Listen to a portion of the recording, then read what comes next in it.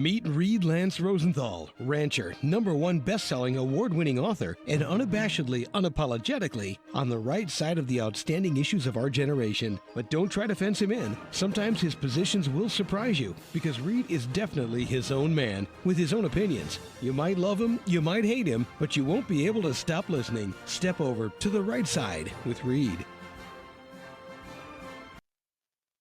Howdy, listeners from coast to coast, the Gulf to Canada, or the 51st state, or the provinces, which will be the 51st, 52nd, 53rd state, whatever it might be, and around the globe. Reed Lance Rosenthal on the Right Side Radio and the Cowboys Take. And as you can tell, I'm in a different environment here. I'm actually spending a couple days with my mom, who is turning 101 years old. How cool is that? And in great health, other than eyesight not too cool. In any event, it's kind of a fun occasion, as you can imagine. Let me tell you that I tried to get the show out Monday, Tuesday, Wednesday. This is Thursday. It's actually Friday morning, very early, about 2 in the morning Mountain Time. So, my apologies for not quite getting it done, but between everything that was going on the ranch with rain, we're not complaining, having to kind of redo the entire irrigation system, which we had set up for dry weather, and then got a deluge, almost 3 inches of rain, which had been preceded by 16 inches of wet snow, another 1.5 inches of moisture.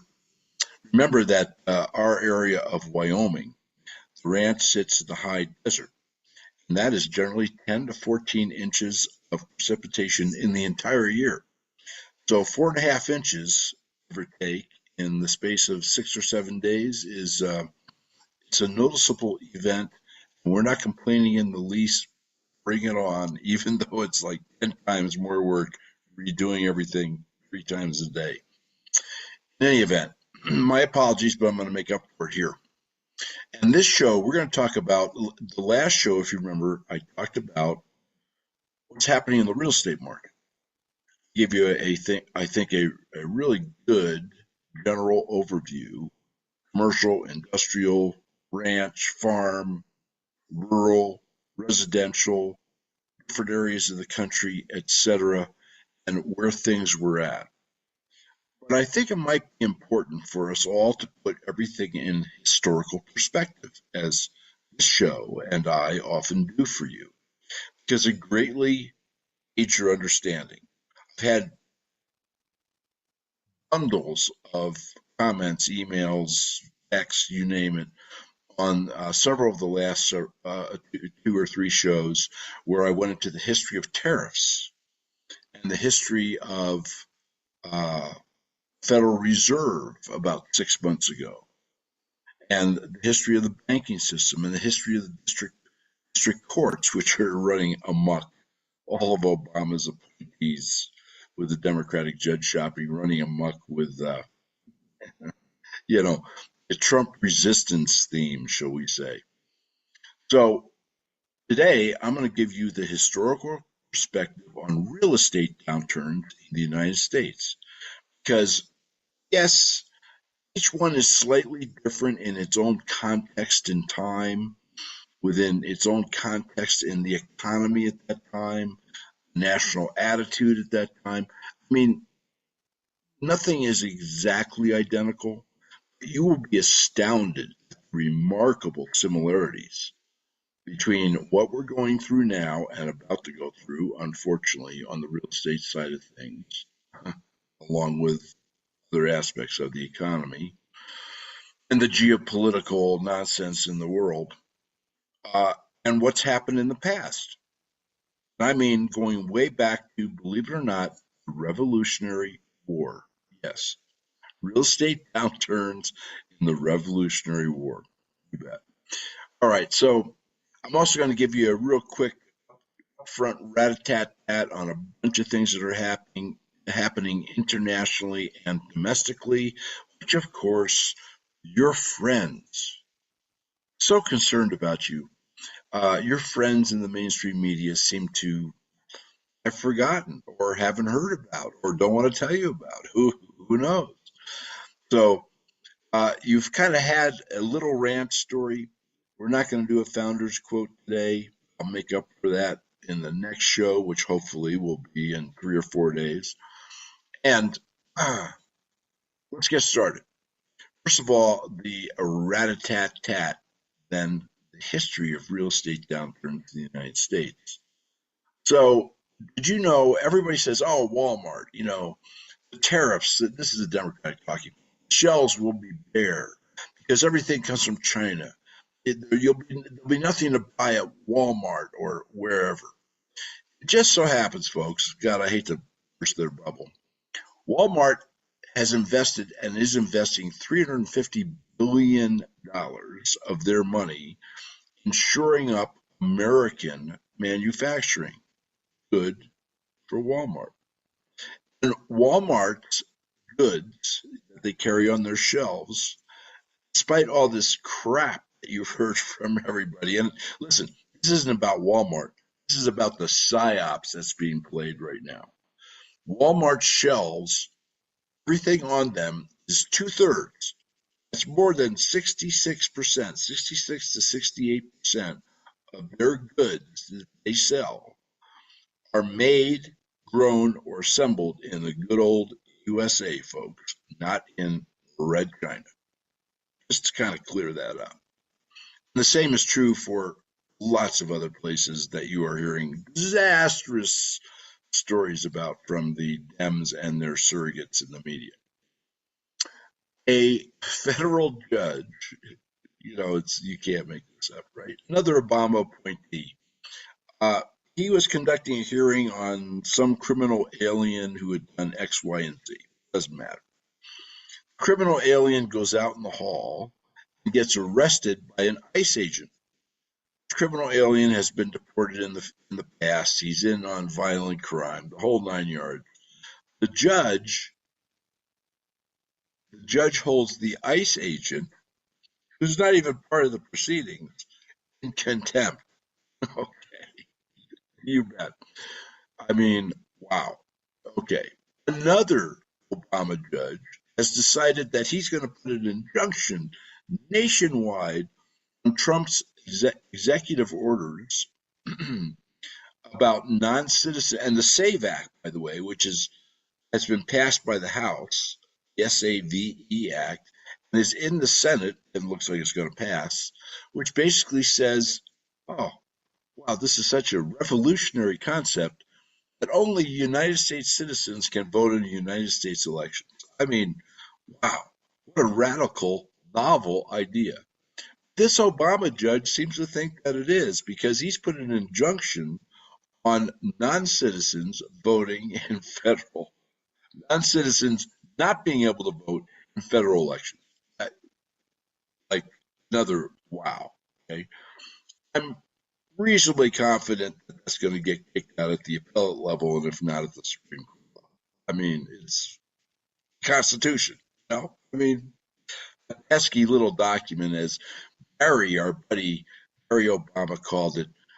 It's merely a covenant of negative rights. In other words, it's a restriction on the power of the federal government. Exactly as it was intended to be. Imagine that. All right. I mean, holy smoke. Then another little judge story for you. So a higher up judge, he was Michigan or Illinois, I don't know which state, some blue state. They're really kind of all the same, right? He just got caught harboring a Tren Agua, right? Worst of the worst. Illegal alien in his home. Okay. Needless to say, he's going to be prosecuted. Thumbs up, M. Bondi. Okay. I mean, it's just mind boggling. I brought the history of pensions. It was a 2-part show. This is about 8 or 9, 10 months ago. I went to the archives on the rightsideradio.com, and for these other shows that I was referencing at the beginning of this one. And the archives are great. Type in your subject, it'll come right up. You have your choice of shows. But I went into the history of pensions and the problems that pensions in the United States are having, particularly government pensions, state, federal, local, the firemen, the policemen, teachers, etc. Um, this is a big thing, particularly for you folks, even though it's only about 10 to 12% of the population that are relying on pensions going forward into your financial future and retirement. You really want to get on this. You have the right to know what your pension is doing, where it's investing its money, who is kind of controlling the deal, who's getting paid what to invest the money and where. And you ought to do that. You don't have the right to find out what other pensions are doing without a court order and some other things going on. But this is really important. Okay. And there's cracks I talked about in that show on pensions are becoming more noticeable, getting wider because of the higher interest rates, because of the drop in the stock market, and a whole bunch of reasons. There's a great video the producers have posted on the show. It's under Family Safety, Rat-a-tat-tat, and under the audio bar. And it's going to bring you up to speed on what's happening with pensions right now. There might even be two of them, both by experts. Please, it affects all of us because if the pension plans go down, that's going to affect the entire financial system, the banks, and probably the pocketbooks of everybody because guess what? They're going to be asking for bailouts. So get acquainted with this other financial system problem, which is beginning to, as I warned almost a year ago, rear its very ugly head. Okay, as you know, it's all over the media, and the mainstream media is patting itself on the back, and the Democrats are giving themselves thumbs up for burning Teslas and forcing Elon to capitulate. Elon is quote unquote stepping down from Doge, or he's going to spend less time with Doge and more time with his companies. I'm just going to throw out a thought for you because there's another quote by Elon, and we have the article on the rightsideradio.com, rat-a-tat-tat, psyops economy, etc. There's another article where Elon is getting interviewed, and he goes, oh, I think Doge is probably going to, and this was after his resignation, quote unquote. Doge is going to continue probably for the duration of this presidency, the next 4 years. And it hasn't done enough yet, only 165 give or take billion. But it's going to do a lot more in the future. Kind of a kind of an odd thing for somebody who's stepping down to say, don't you think? My opinion is that this is all a very clever psyops. And by the way, I hope I'm right. I think Elon's going to stay very involved with Doge, but behind the scenes. He's going to remove himself as a target. He's going to help his companies, which obviously Tesla kind of got smacked in the face by all this nonsense. Just ridiculous. And I think he's going to be coordinating things, shall we say, from sidelines. Quote, sidelines. It accomplishes a lot of things, doesn't it? Doing a psyops move, he stays in control, but nobody really. It's kind of like, Barry Obama, his third term. He stayed in control, and Cadaver was out front. Our good old friend, Crooked Joe. It's really kind of taken a page out of the Democratic playbook. I mean, I kind of like it. And I think, folks, that that's really what's going on. But I don't really care how it goes on, so long as Doge continues and cuts the living hell out of the fat and the corruption, all of which needs to be prosecuted in our federal government that has metastasized like a nasty cancer, which it is, a treasonous cancer in our government. Okay. India and Pakistan, told you about it last week. Nobody's talking about it. You barely hear about it on the news if you hear about it at all. Well, that's increasing. Tensions are increasing. In fact, Pakistan is now claiming that they have shot down 7 Indian fighter planes. I mean, that's kind of a major thing, shooting down fighter planes. They're like $30 billion each or whatever they happen to be. And India is claiming all sorts of extensive damage to Pakistani military and other types of infrastructure. So this is two nuclear powers who hate each other. Okay? And then you have the different religious deals going also, which kind of adds a whole emotional fervor to the nationalistic fervor of these two enemies. Uh, this is something to really watch closely. I mean, I really hope, for their sake, and all the people in both their countries, and for the world's sake, that it kind of it's tamped down. But this is a very, very dangerous situation. And another, wow, tinderbox powder keg we just didn't need on the planet right now. Which brings us to Iran. I don't know if you've heard this or not, because once again, you're much better being a mushroom. Keep you in the dark and let you grow in your own direction, and don't know what's going on. Somehow we've lost 3F-18s out there in the Mediterranean and seas just in the last like 10 days. No, supposedly they weren't shot down. I think the story on one of them from the Defense Department was that the carrier in which it was situated made a really hard turn and the plane rolled off the deck. Now, folks, I think you can visualize how big a carrier is and how long it takes to turn. There's no such thing as a hard right turn with with an aircraft carrier. Okay, certainly not something that, shall we say, this would roll a plane off the flight deck into the drink. But nonetheless, that's the story. Actually, that was followed by a very terse tweet, X, whatever you want to call it, by Pete Hegseth, the Secretary of Defense, saying, "We know what you did, and we will respond in the time and manner of our own choosing."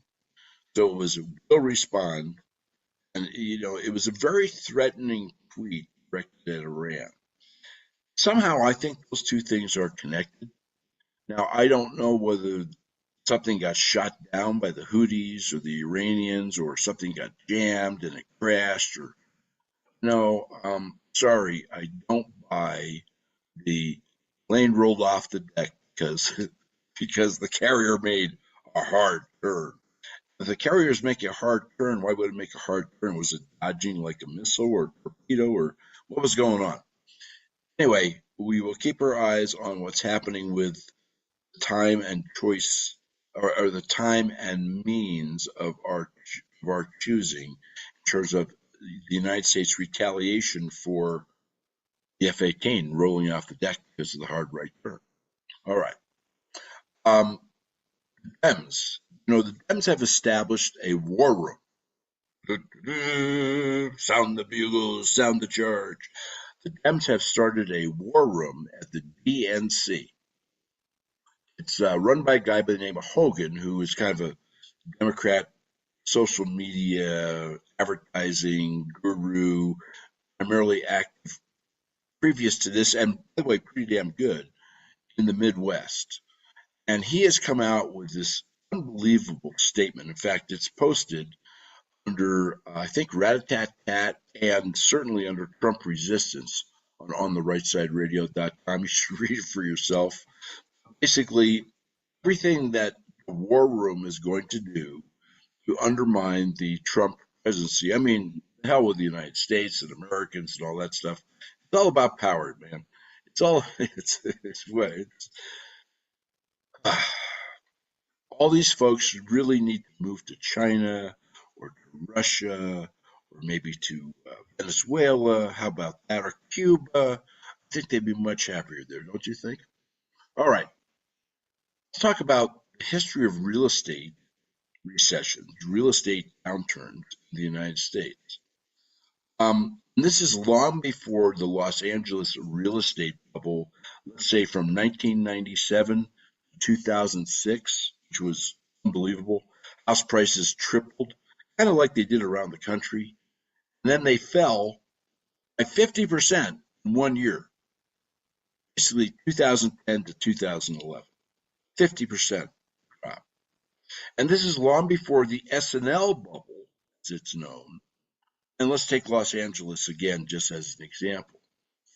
House prices fell 40% from the peak in 1997, and the peak in 1997, right before the dot-com bust, and this was a huge price run-up from 1989. Okay, let's go back to the Revolutionary War, shall we? Revolutionary War, this is a great story. Revolutionary War, one of the signers of the Declaration of Independence, his name was Robert Morris. In fact, I've talked about him in my Declaration of Independence shows. He bought almost 1.3 million acres in New York State, and he had some financing on it. It doubled in value in a 12-month period because New York State land was like going bonkers right after the Constitution was, or right after the Civil War, right after the Revolutionary War, and it was going up, up the 100% per year.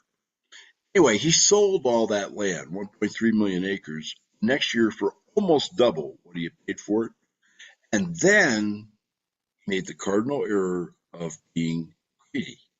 Greed and fear. Greed and fear, the two primary motivations of most investors. And he plowed almost all his profits back into like twice the amount of land with twice the amount of financing.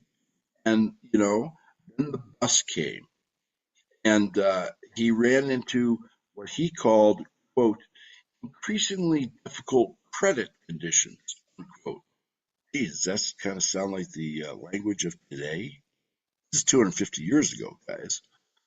And eventually, by the way, he went bankrupt, lost all the land that had blown up in a speculative bubble, went down 50 to 80%, and it was a big wreck. Then you have the Chicago bubble in the 1830s. We'll jump ahead 40 years. 1830 to 1841 contributed to, now this one, New York did not, but Chicago bubble contributed to a nationwide huge financial crisis. Real estate land prices in what's called the Chicago Loop, and those of you from the Midwest kind of know where this is, increased 400-fold from 1830 to 1836. Then in 1841, in 1 year, year, they fell 90%. Think about that. 90% fall in real estate prices in 1 year. And the Illinois legislature, because they were kind of thinking even back then, it sponsored a Bank of Illinois, and that was to finance infrastructure projects like the Illinois and Michigan Canal and a whole bunch of other stuff. And they also pushed, because of the lobbyists, of course, all the real estate speculators, they also pushed the bank to lend money to buyers of real estate in Illinois, Chicago area. And the year after the bubble peaked, 1841, Bank of Illinois couldn't even, because of all the defaulted loans and the money it lost, it didn't even have the money to complete the infrastructure projects, its primary mission, that it had started. And in 1842, 1 year later, the Bank of Illinois went bankrupt. Okay, there you go. Let's take a look at another one here from history. There's just some really, really, really good ones. How about, oh, yeah, Los Angeles, believe it or not, in the 1880s. In the 1880s. All right. So, and by the way, there was also huge real estate bubbles and blow-ups of the bubbles in farmland, cotton farmland in Alabama in the early 1800s, and wheat farmland in Iowa in the mid 1800s, and New York City housing in the early 1900s. I don't have time to, I'm trying to keep in my 30 minutes, which I'm kind of going over a little bit in my shows, but it's way down.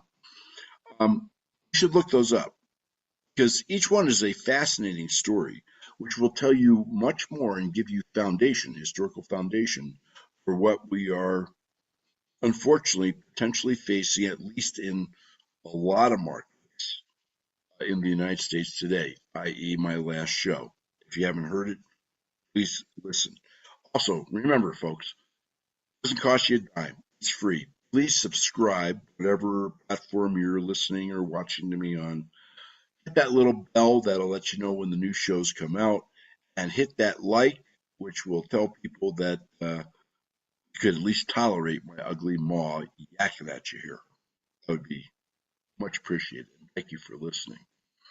So, all of the uh, all of the stuff that I've been telling you here about the history of real estate downturns, which are really kind of remarkable, right? You didn't know about all this stuff that happened in previous times. You can actually trace real estate downturns, if you will, even further back to Europe.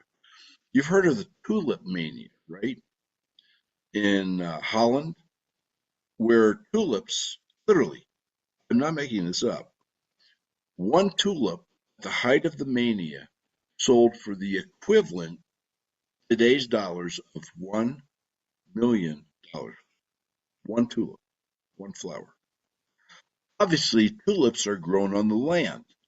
So when the tulip mania collapsed, like by 99.9% in the space of a few months, obviously all the land that was growing tulips or had a tulip crop went kapoom way down in value. Although, fortunately for the landowners, which were mostly feudal lords at that time, fortunately for the landowners, not for long because it's very fertile land and they could grow other crops. But there was a period in there where they had to get rid of the now worthless tulip crop, redo the land, which took some time back in those days. There was no tractors, and then get a new crop established, growing, and to market.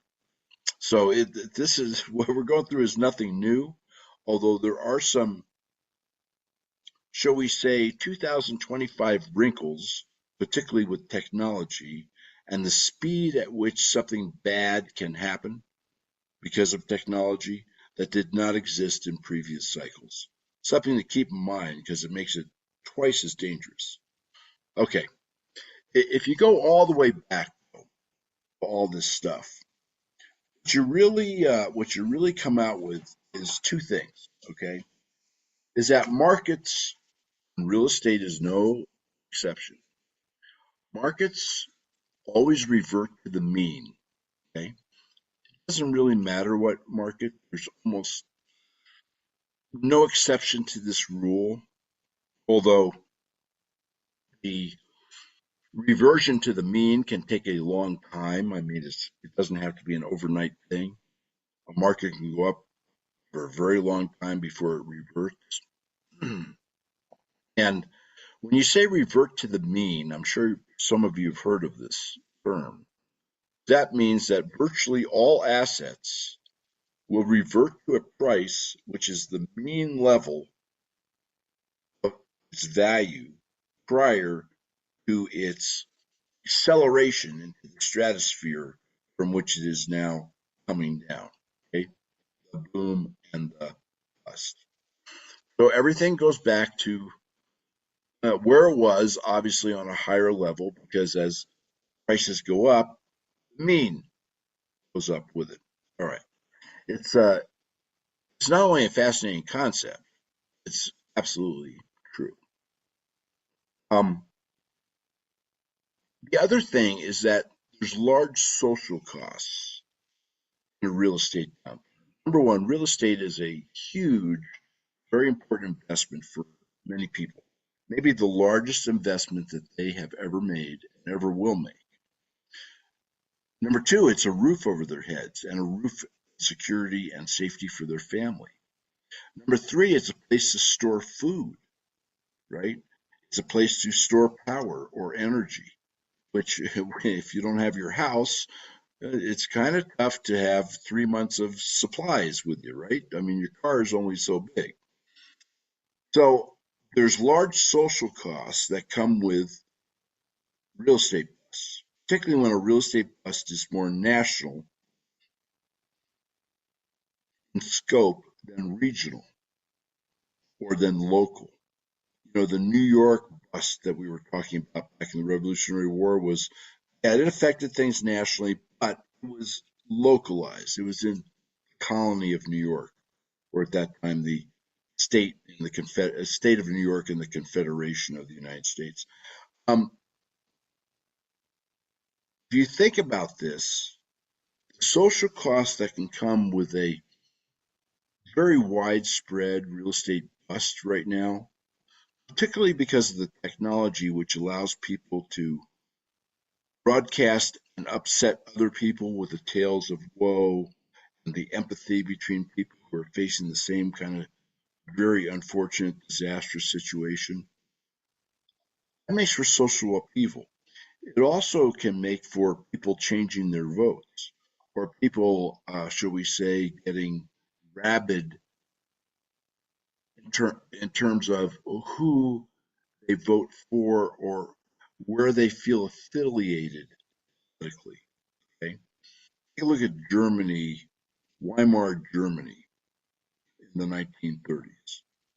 Perfect example. Take a look at Venezuela prior to Maduro, crooked communist that he is, coming to power down there. Uh, Look at Castro's rise to power in Cuba. I mean, I can go down the list. Mao Tse-tung in China, Lenin in Russia. Boom, boom, boom, boom, boom, boom, boom. The rise to power of mostly left-wing demagogues and autocrats, vicious people who killed hundreds of millions of their fellow human beings in the name of power and communism. Um, Most of those people evolved from and gained power through some type of economic cataclysmic event. In some cases, the currency, in some cases, real estate, whatever it happened to be. It's something to kind of keep in mind. Social dangers of all this, too. So, hopefully, that's been entertaining and informative for you. And it gives you a little bit more, a little bit bigger, shall we say, perspective. And by the way, some great articles posted on the website on the rightsideradio.com. In addition, folks, I've posted, the producers have posted more COVID study articles. Believe it or not, there's more. And we posted a pile of them last week and talked about it. Go to the homepage on the rightsideradio.com, click the COVID link in the upper right hand corner. And it's one of the best compendiums of COVID information. We're talking about these most recent studies, which are horrifying. I mean, they will absolutely, you will be aghast. Will be aghast at what they're discovering about these jabs. Read the studies, read the science, read the experts. Don't listen to me. Peer-reviewed scientific journals. What's being found out. Some people really need to be held accountable. And if you have a claim, you need to bring it. It is the American thing to do. Protect your fellow countrymen. Get, I don't want to call it retribution, but get repaid to the extent you can for the damages you or your family has suffered. Lots of attorneys out there, because they are winning cases left and right for millions of dollars. Lots of attorneys out there doing this on didn't see, so it doesn't cost you anything out of your pocket. All right. This is Reed Lance Rosenthal on the Right Side Radio and the Cowboys Take to keep the wind at your back. Got a great show coming up for the next show, which is another kind of look back historically at economic conditions in the United States that you did not know about. You will recognize in the context of what's happening today. For a great few days. We'll talk at you shortly. Please remember, if you've missed any shows, just click on Show Archive and you'll find all of his shows. We look forward to seeing you here again next week for another episode of Reed Lance Rosenthal on the Right Side.